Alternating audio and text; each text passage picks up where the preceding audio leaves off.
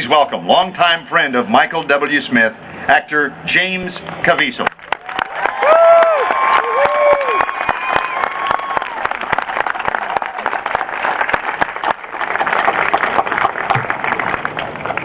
It's such an honor to be here. I first saw Michael perform in concert about 1989. It was this summer, and I drove in my car, and I just started acting at that point.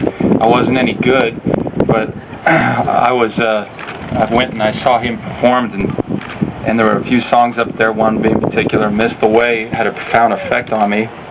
And but as he was performing, he did this Psalm 139, and he just was. He wasn't trying to act it out or nothing. And I remember, because I slept in my car that night right there in that field, and I thought, whatever I do in acting, I just want to be. I don't want people to pick up on or get in the way of the character I'm playing. Got to a few years back, I get the phone call that Mel Gibson wants me to play Jesus in The Passion. Well, actually, he wanted me to.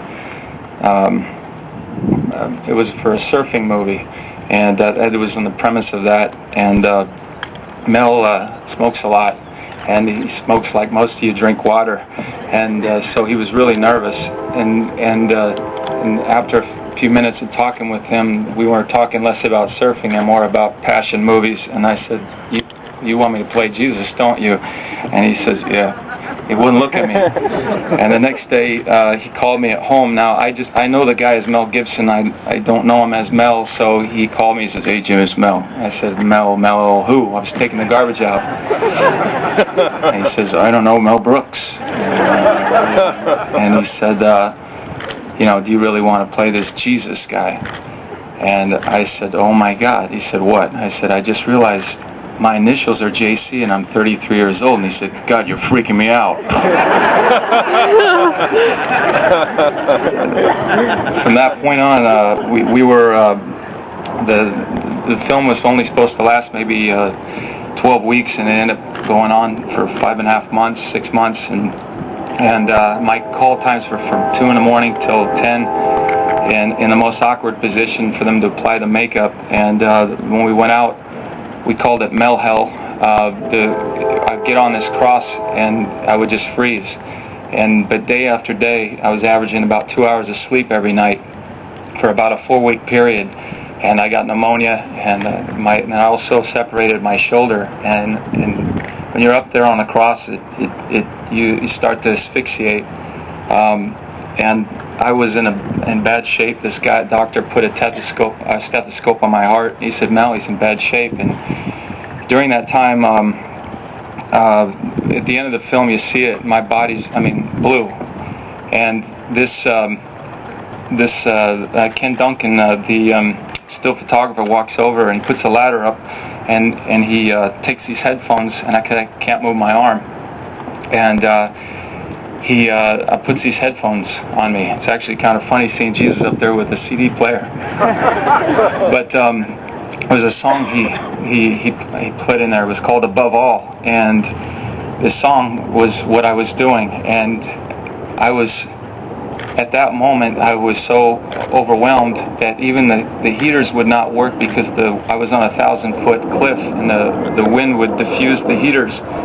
But something came from within me that warmed me what's inside. And a long time ago,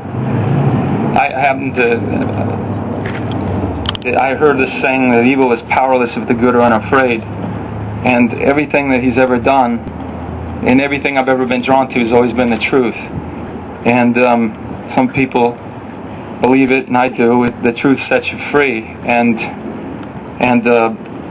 there's something that about the artist, about the responsibility that we have, because we can influence the whole culture, and the culture influences politics, and politics influences the world.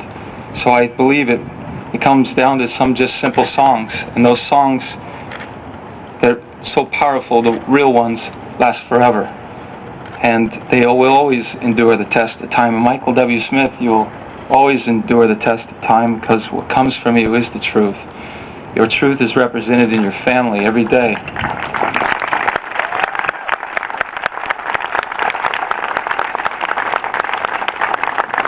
Every day, you know, your wife is just the most beautiful, precious rose, and you treat her as such. You water the flowers. Someone told me a long time ago, Jim, never forget to water your flowers. My flowers, he says, your wife, your children. And he does that every single day. They're sitting right over there. He'll probably introduce them. And his family, they obviously were he was the fruition of something great that came from great family and people that stayed with the truth. That along this, I heard this before I came over here. It said every generation of Americans needs to know that freedom exists, not to do what you like, but having the right to do what you ought. Certainly, Michael, you have done what you ought to do, and I'm so honored to be here to welcome you into the Hall of Fame here in Music City. Walk of Fame. And you are definitely one of my truest friends. God bless you, and come on up here.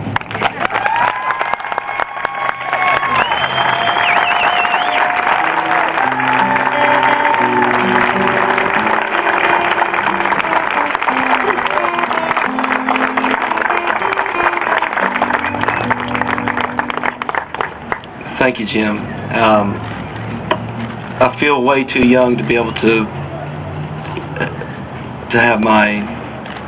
have this. It's just kind of strange. I thought you always had to be 75 or 80 years old and 50 years of service to kind of get this sort of thing. So it's a little overwhelming for me. I am grateful, though. I'm very, very thankful, especially thankful to my mom and dad, who are my greatest fans. Who believed in me. They let me drive their car because my car in West Virginia wouldn't make it here in 1978. I stayed in what was known then as the Hall of Fame Hotel over on Demonbreun, and came here and had an appointment with a publishing company to see if they liked my songs. They thought my lyrics were horrible, but they loved my music, and a month later I moved.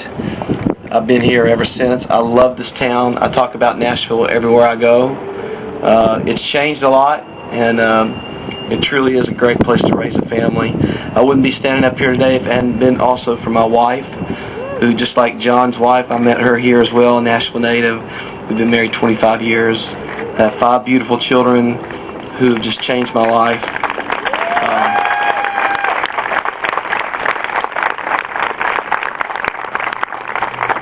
And other than my relationship with the Lord, which is the most important thing, my family's always been right behind that. And hopefully my family's always known if my career ever got in the way of my family, I would have quit a long time ago. So here I am working on my 20th album. I'm pinching myself.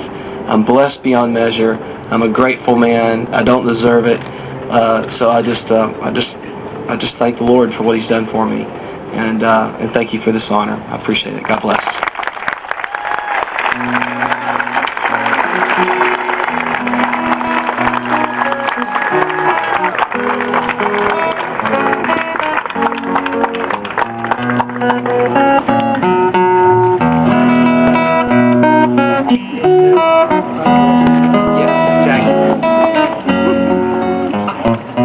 I give you Michael W. Smith, his star on the Music City Walk of Fame.